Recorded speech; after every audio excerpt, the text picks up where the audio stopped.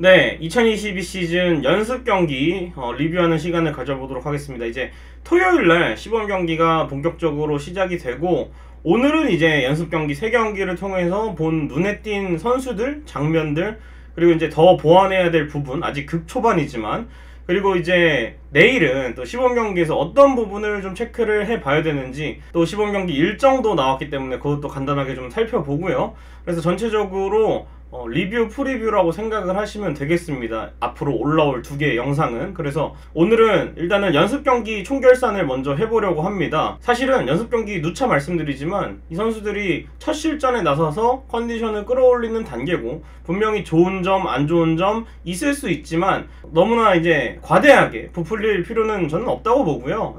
그래도 각 경기들에서 나온 장면들을 한번 짚고 넘어갈 필요는 있어 보입니다. 그래서 3경기를 통해 본 이 연습 경기, 이 초반 실전에서 어떤 모습들을 선수들이 보여줬는지, 그리고 앞으로 이 선수들이 연습 경기를 거쳐서 개막까지 가는 과정에서 어떤 모습을 보여줄지 그렇게 체크를 하는 시간이라고 보면 됩니다. 일단 승패는 1승 2패를 했는데, 또 상대팀이나 우리 팀이나 마찬가지로 이제 시즌 초반이기 때문에 선수들 몸이 덜 풀려서 그런 게 또 경기에 영향을 미치기 때문에 승패는 뭐 크게 상관이 없어 보입니다. 그래서 일단은 첫 번째로 선발 로테이션 쪽을 보겠습니다. 선발 로테이션 쪽은 일단 플러코가 성공적인 첫 게임을 치렀습니다. 그리고 국내 선발진이 계획대로 돌아가고 있다는 부분에서 저는 지난해보다 높은 점수를 시즌 준비면에서는 줄 수 있을 것 같습니다. 지난해 연습 경기를 비교를 해보면 수아레즈, 켈리가 지난해에는 정상적으로 로테이션을 돌았는데, 이후의 선발들이 임찬규라든지 이민호 선수가 시즌 합류가 좀 늦어지고 피칭 일정 자체가 늦어졌기 때문에 요 초반 기간에 이상영이나 트레이드 되기 전에 남호라든지 임준영, 배재준, 이우찬 이런 선수들이 좀 많이 던졌다면, 지금은 준비한 선발들이 로테이션을 돌아주고 첫 실전 투구를 뭐 크게 구위나 구속이 흔들리지 않고 무사히 마치면서 플러코, 이민호, 임준영, 손주영, 임찬규까지 계획하고 있는 선발들이 나란히 실전 등판에 잘 들어갔고, 켈리가 이제 스프링 캠프 막바지에 또 발목을 조금 다치면서 이 연습 경기 합류가 안 되고 크게 문제는 없습니다만, 시범 경기부터 아마 켈리는 정상적으로 등판할 것이기 때문에 그런 부분에 있어서는 팔을 다치거나 갑자기 등판해서 구속이 떨어지거나 크게 골절이 되거나 이런 부분이 아니기 때문에 크게 신경 안 쓰셔도 될 것 같고요. 다른 팀 에이스들도 시범 경기부터 실전 등판을 하는 팀들이 있기 때문에 다행히 이제 켈리 빼고 나머지 선수들은 연습 경기 기간에 다 선발 후보들은 등판을 했다는 게 좀 고무적인 것 같고요. 또 임찬규나 손주영 같은 경우에는 실점을 했습니다. 그런 과정에 있어서도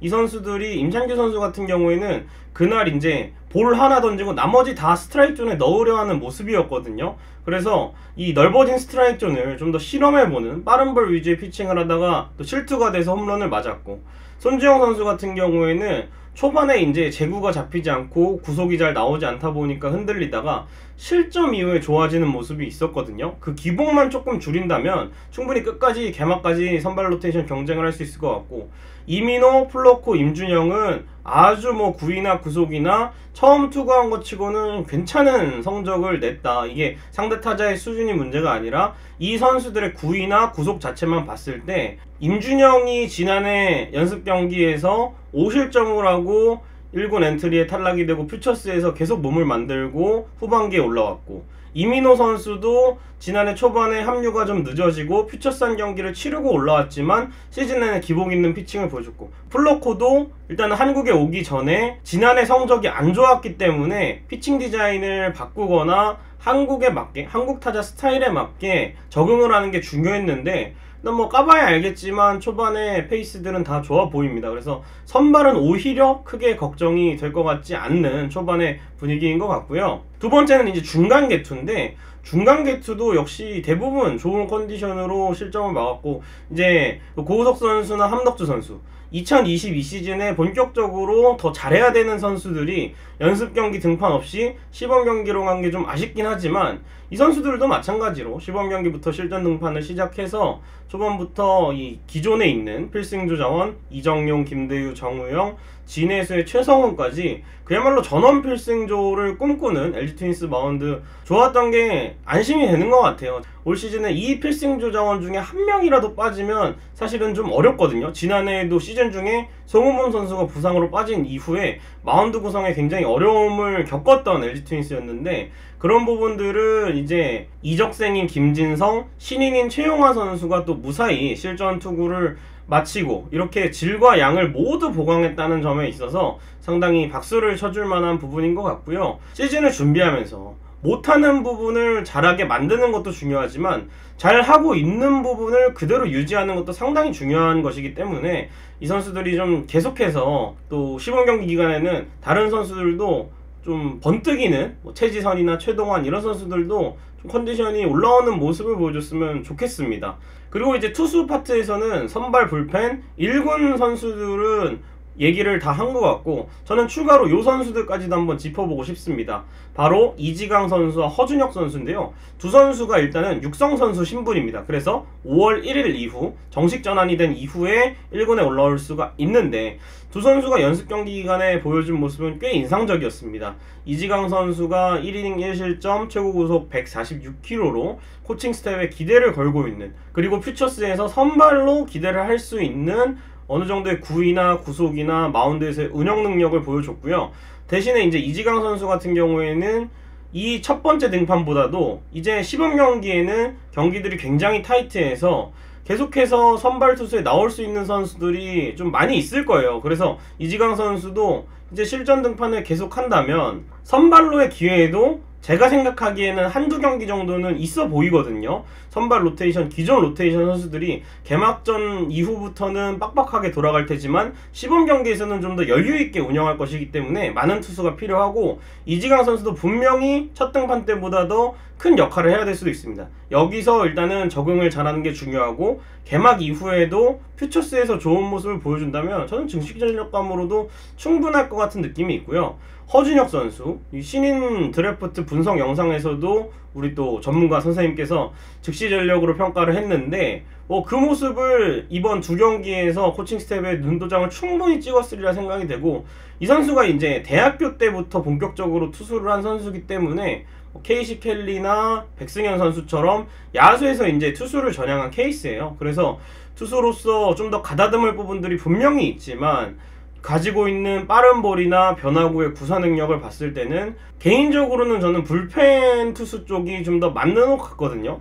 그래서 이 선수도 개막 이후에 계속해서 퓨처스에서 좋은 모습을 보여준다면 언제든지 올라와서 마운드의 뎁스를 좀 더 높여줄 수 있는 자원이라 생각을 하고, 여기다가 이제 기존 자원 중에 새 얼굴들인 강효정도 있죠. 임정우도 내용이 좋지 않았지만 퓨처스에서 이제 본격적으로 던질 수 있는 몸은 된 것 같고, 전역을 했는데 1군 캠프에 합류를 못한 성동현이나 강정현이나 김영준 이런 선수들도 있고, 또 이제 신인 투수인 조원태와 또 5월부터 본격적으로 다시 마운드에 오를 임지섭까지 다 젊은 선수들이 대기를 하고 있기 때문에 LG 트윈스가 1군 마운드도 중요한데 퓨처스에서 올라올 자원들이 좀 잘 준비를 해준다면 급작스럽게 마운드에 이탈이 되거나 또 항저우 아시안게임에 주축 선수들이 나갈 때 이렇게 준비를 천천히 한 선수들이 적재적소에 투입이 된다면 최근 몇 시즌간에 이어온 마운드에서의 두터움, 그리고 기록 면에서도 좋은 모습들을 이어갈 수 있을 거라고 충분히 생각이 되고요. 이제 타순 쪽으로 가보면 주전급들이 많은 이닝을 뛰지는 않았지만, 많은 경기를 소화하지는 않았지만, 그래도 홍창기, 박혜민 테이블 세터가 가동이 됐다는 점, 또 좋은 모습을 보였다는 건 개막까지 류지영 감독의 고민을 조금 덜어줄 수 있을 것 같고, 일단은 역시 LG 타선은 뒤에 누가 나오든 홍창기가 출루를 하는 게 가장 큰 장점이라고 생각을 합니다. 지난해 홍창기가 많이 나가고 득점에서도 상위권을 기록했지만, 여기서 홍창기나 홍창기 뒤에 타자들이 좀만 더 잘 쳐줬다면 공격에서 원활한 흐름을 보여줬을 거라 생각하기 때문에 홍창기가 나간 이후에 박혜민이 보여준 모습, 특히나 삼성전에서의 모습은 충분하고요. 박혜민이 나가도 굳이 도루를 안 뛰더라도 후속 타선에서 장타가 나오면 빠르게 또 한 베이스 더 가고 못 들어올 점수 들어오고 이런 부분들이 충분히 작용하기 때문에 저는 홍창기 박혜민 조합 일단은 1, 2번 그대로 가고 뭐 시즌 중에 변동할 여지는 있겠습니다만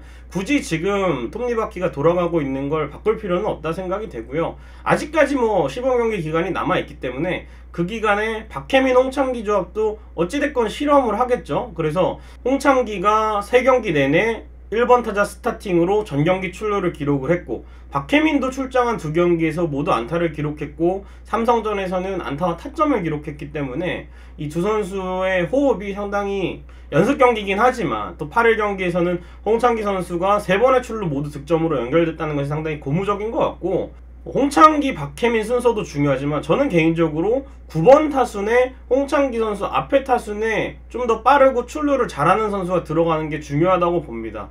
유강남 선수가 안타를 2개 치고 루상에 계속 나가긴 했지만 삼성전에서 이 홈으로 들어와야 될 때 안타 때 홈으로 못 들어오는 모습, 뭐 물론 연습 경기라 무리를 안 했을 수도 있지만 그런 모습들을 보면 홍창기 앞에도 좀 더 홍창기가 좋은 타격을 했을 때 한 베이스를 더 갈 수 있는, 또 더 출루를 할 수 있는 타자, 이를테면 뭐 서건창이라든지 오지환이라든지 문보경이라든지 유강남보다 주력이 빠르고 출루에 강점이 있는 타자가 들어가면 타선의 구색은 좀 더 좋아질 것이라고 보고요. 시범 경기 때도 어떤 타순이 LG 타선의 최적일지 맞춰나가는 걸 보는 재미도 있다고 생각이 됩니다. 자, 마지막으로 백업 야수 쪽 살펴보겠습니다. 전체적으로 백업 야수들이 이번에도 스프링 캠프에 많이 데려가진 않았지만 기회를 연습 경기 때 충분히 받았습니다.